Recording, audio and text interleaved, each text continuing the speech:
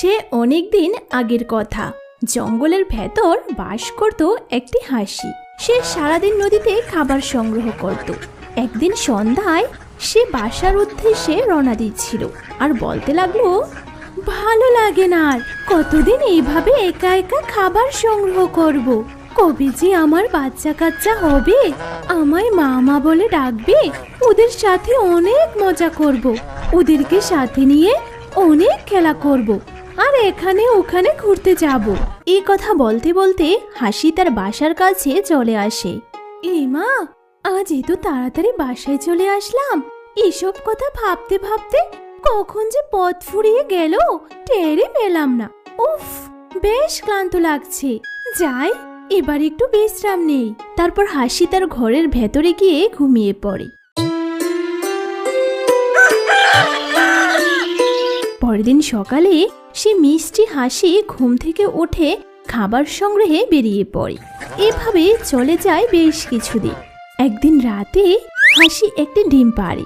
সে পরের দিন সকালবেলা ঘুম থেকে উঠে, আরে বাহ, অনেকদিন পর এখন আমি আমার বাচ্চা কাচ্চার মুখ দেখতে পারবো। উফ, ভাবতে আমার খুব আনন্দ হচ্ছে।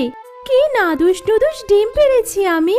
আচ্ছা, এই ডিমটাকে আমি এইভাবে রেখে যাব? যদি কেউ চুরি করে নিয়ে যায়? না, আমি আর কোথাও যাব না। কিন্তু আমি যদি বাড়ির বাইরে না যাই তাহলে খাবো কি? কি যে করি, এখন কিছু একটা দিয়ে এই ডিমটা ঢেকে রেখে যাই। তারপর হাসি জঙ্গল থেকে একটা পাতা ছিঁড়ে এনে তার ডিমটা ঢেকে রাখে। ব্যাস, এবার হয়েছে।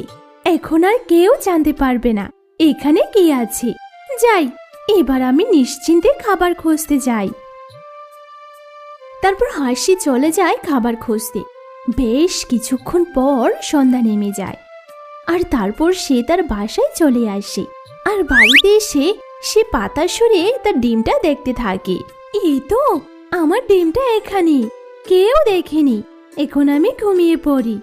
তারপর হাসি ঘুমিয়ে যায়। আর সেই রাতে হাসি আরো একটি ডিম পাড়ে।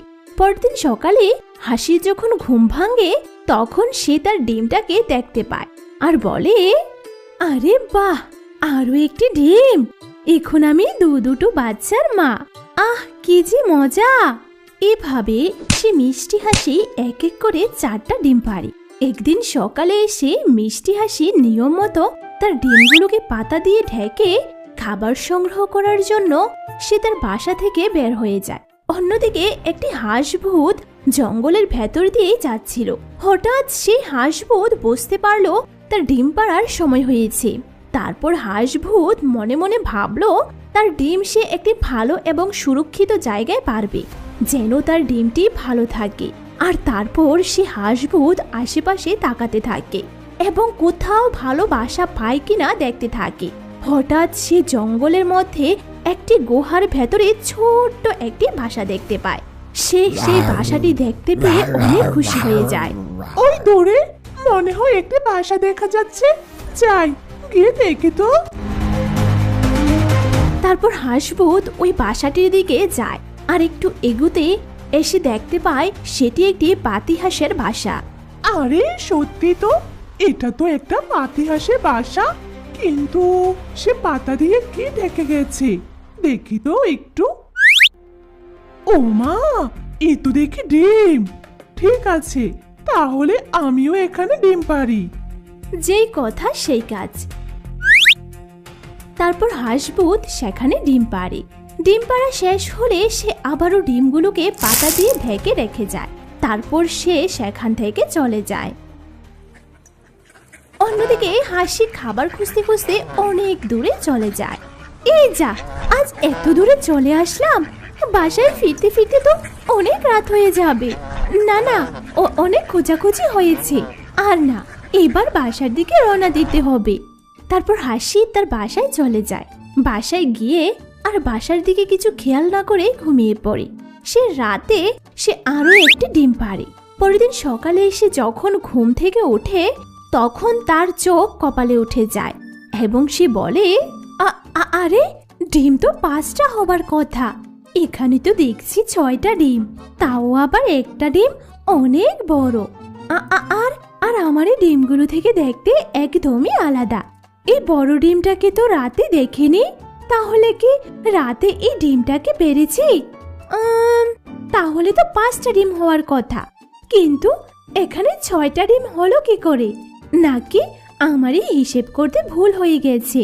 তা অবশ্য হতে পারে, হয়তো আমি হিসেব করতে ভুল করেছি। তা না হলে আমার বাসায় ডিম পাড়তে আসবে কি? আচ্ছা আচ্ছা, যাই হোক, এই ডিমগুলোকে এখন আমি তা দেই। তারপর হাসি ডিমগুলোকে তা দিতে থাকে। এভাবে বেশ কিছুদিন চলে যায়। একদিন হাসি ডিমগুলোকে তা দেওয়ার ফলে তার ডিমগুলো থেকে ছোট ছোট ছানা বের হয়, কিন্তু ওই বড় ডিম থেকে এখনো কোনো ছানা বের হয়নি। আরে কি ব্যাপার, সবগুলো ডিম ফুটে তো ছানা বের হলো, এই বড় ডিমটা থেকে কোনো ছানা বের হচ্ছে না কেন? বুঝেছি, এটা তো বড় ডিম, তাই এজন্য এটাকে আরো বেশি তা দিতে হবে। তারপর হাসি এসে বড় ডিমটাকে তা দিতে থাকে। এভাবে অনেক দিন কেটে যায়। একদিন সে বড় ডিমটা ফুটে একটি ছানা বের হয়। সে ছানাটিকে দেখে মিষ্টি হাসি বেশ চিন্তায় পড়ে যায়। সবগুলো বাচ্চা থেকে সে বাচ্চাটি দেখতে অনেক বড় ছিল এবং তার গায়ের রং ছিল অন্যরকম। হাসির অন্য বাচ্চারা দেখতে অনেক ছোট ছোট আর দেখতে ভারী মিষ্টি, আর এই বাচ্চাটি দেখতে কুৎসিত। এভাবে অনেক দিন কেটে যায়। এদিকে হাসির ছোট ছোট ছানাগুলো কিছুটা বড় হয়ে যায়, আর এদিকে ওই হাসির ছানাটাও অনেক বড় হয়ে যায়। আর হাসি এই ছানাগুলোকে দেখে বলে, আরে এই ছানাটা দেখতে একেবারেই আমাদের থেকে আলাদা, আর এই ছানাটা তো আমার ছানাদের সাথে একেবারেই মেলে না। না, খাবার খোঁজার সময় একে তো আমাদের সাথে বাহিরে নেওয়া যাবে না। এই বাচ্চারা, তোমরা সবাই আমার কাছে আসো। ছানারা সব তার মায়ের কাছে চলে যায়। আজ থেকে বড় ছানা বাসায় থাকবে, আমরা ওর জন্য খাবার নিয়ে আসব, ও আর আমাদের সাথে যাবে না। তুমি একদম ঠিক বলেছ মা, এই কথাটা আমরা তোমাকে বলতে চেয়েছিলাম, কিন্তু আমরা তোমার ভয়ে বলতে পারিনি। ওকে আমাদের সাথে একটুও মানায় না মা। আমরা সবাই দেখতে ভারী মিষ্টি, আর সে আমাদের থেকে দেখতে বেশ কুৎসিত। ওকে দেখতে বেশ বড় আর ভয়ানক লাগে। আচ্ছা আচ্ছা বাচ্চারা, চলো আজকে তোমাদেরকে নতুন জায়গায় নিয়ে যাব। আর এই বড় ছানা, শোনো, তুমি এই বাসাতেই থাকবে, কোথাও যাবে না, এই বলে গেলাম আমি। তারপর সবাই বড় ছানাকে রেখে চলে যায়। আর বড় ছানা অনেক কষ্ট পায়, আর তখন সে অনেক কান্না করতে থাকে। আমি দেখতে বড় আর কুৎসিত, এটা কি আমার দোষ? সবাই এত কেন ঘৃণা করে আমাকে? আমাকে সবাই একা রেখে কেন চলে গেল? আমি যে একা থাকতে ভীষণ ভয় পাই। এদিকে হাসি তার বাচ্চাদের নিয়ে অনেক দূরে চলে যায়, আর সব ছানারা খুব আনন্দ করে খেলতে থাকে। দেখেছো, আজকে খুব সুন্দর লাগছে পরিবেশটা। বড় ছানা নেই বলে আমরা খুব মজা করতে পারছি। ও থাকলে আমি খুব ভয় পাই, ওকে দেখতে খুবই ভয়ানক লাগে। মা মা, তুমি কি আমাদের ওইদিকে নিয়ে যাবে? না ছানা, আমি ওদিকে কখনো যাইনি। ওদিকে গেলে যদি বিপদ হয়, তাছাড়া আজকে অনেক রাত হয়ে গেছে। চলো, আমরা কালকে আবার আসবো, ঠিক আছে ছানারা? ঠিক আছে মা, তাহলে আমরা কালকে আসবো। কালও তুমি ওই বড় কুৎসিত বিশ্রী বাচ্চাটাকে নিয়ে আসবে না মা? ঠিক আছে, চলো ছানারা।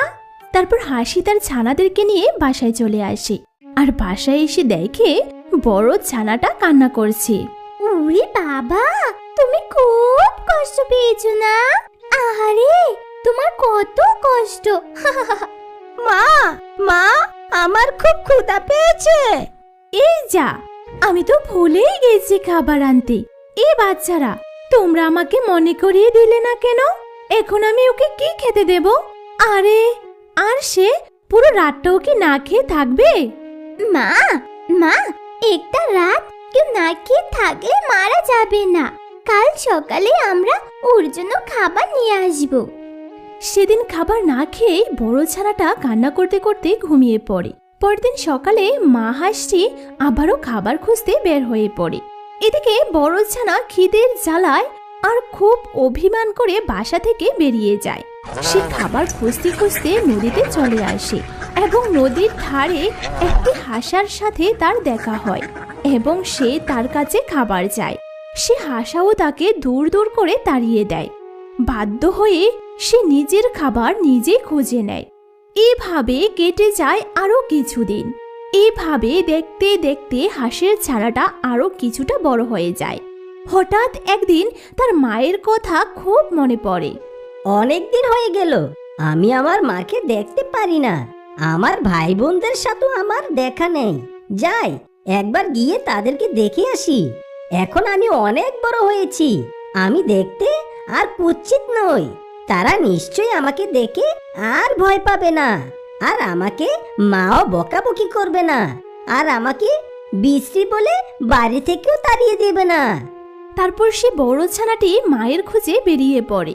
পথ চলতে চলতে বেশ কিছুক্ষণ পর সে তার মায়ের বাসায় এসে পৌঁছায়।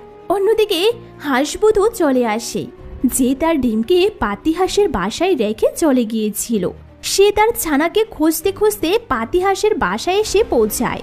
হাঁসবুদকে দেখে পাতিহাঁস ভয়ে ভয়ে কাঁপতে থাকে এবং কাঁপা কাঁপা কণ্ঠে বলে, আরে হাঁসবুদ, তুমি তুমি আবার কোথা থেকে? তোমাকে তো সাধু ধরে নিয়ে গিয়েছিল, তুমি আবার ছুটে আসলে কি করে? আর এখানে বা কেন এসেছো? এলাম, খুব জরুরি প্রয়োজনে আসতে হলো তোমার কাছে। মা মা দেখেছো, এই কুচিত ছানাটা আবার এসেছে আমাদের বাসাতে। আমরা তো ভেবেছি ও মারা গেছে। এই, তোর কি লজ্জা বলতে কিচ্ছু নেই? হ্যাঁ, তোকে এত করে অপমান করেছি, আর রাতের পর রাত তোকে না খেয়ে রেখেছি, তারপরও তুই বেহায়ার মতো আমাদের বাসায় এসে পড়েছিস। যা, এক্ষুনি যা, আবার চলে যা, যেখান থেকে এসেছিস সেখানে চলে যা, আর কোনো দিনও এখানে আসবি না। তোমরা তার উপর এত অত্যাচার করেছো? তোমরা এত পাষাণ? তবে শোনো, তোমরা, এই বাচ্চা আমার। আমি একদিন খুব বিপদে পড়ে তোমার বাসায় এসে ডিমটা পেরেছিলাম, আর সেই ডিম থেকে আমার এই ছোট্ট ফুটফুটে ছানা বের হয়েছে। আমি তাকে নিতে আসতাম, কিন্তু আমি এক তান্ত্রিকের জাদুমন্ত্রে আটকে গিয়েছিলাম, তাই এতদিন আমি বন্দী ছিলাম। এতদিন পর আমি বন্দী জীবন থেকে মুক্তি পেয়েছি, আর তাই আমি আমার ছানার খোঁজে বেরিয়ে এখানে চলে এসেছি। আর তোমরা আমার ছানাকে এতদিন এত কষ্ট দিয়েছো, তাকে তোমরা না খাইয়ে রেখেছো, তাকে অপমান করেছো, আর এত এত অত্যাচার করেছো।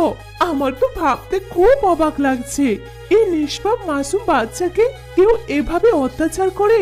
আমি তো ভেবেছিলাম আমরা হাঁসভূতেরা খারাপ, কিন্তু এখন তো দেখছি পাতিহাঁস তুমিও অনেক খারাপ। তোমার তো কঠিন শাস্তি হওয়া উচিত। হাঁসবুদ, আমার অনেক ভুল হয়ে গেছে, তুমি আমাকে ক্ষমা করে দাও। আর আমার এই ছোট বাচ্চারা বুঝতে পারেনি, তুমি আমাকে আর আমার এই ছানাদের মেরো না। আমার ভুল হয়েছে, আমাদেরকে তুমি ক্ষমা করে দাও। কোনোদিনও না, আমি তোমাদের মতো এই পাতিহাঁসকে কোনোদিনও মাফ করতে পারবো না। তোমরা ভুল করেছো, তাই তোমাদেরকে আমি মেরে ফেলবো। এটাই হবে তোমাদের শাস্তি। আমাদের ক্ষমা করে দাও, শত হলে তো আমি তোমার ছানার জন্ম দিয়েছি, সে ছানার প্রতি মায়া করে হলেও তুমি আমাদেরকে ক্ষমা করে দাও। আমি কথা দিচ্ছি, আমি এই জঙ্গল ছেড়ে অনেক দূরে চলে যাব, আর কখনো এখানে ফিরে আসব না। আমার ছানাদের মুখের দিকে তাকিয়ে তুমি আমাকে ক্ষমা করে দাও। তারপর হাঁসভূতের দয়া হলো এবং সে তাদেরকে না মেরে সে জঙ্গল ছেড়ে চলে যাওয়ার জন্য বাধ্য করলো। ঠিক আছে, তাহলে তুমি এক্ষুনি তোমার ছানাদের নিয়ে জঙ্গল ছেড়ে চলে যাও, আর কখনো আমার চোখের সামনে যেন না পড়ো। তারপর পাতিহাঁস তার ছানাদের নিয়ে সেখান থেকে দ্রুত চলে যায়, আর আর এদিকে হাঁসভূত ও তার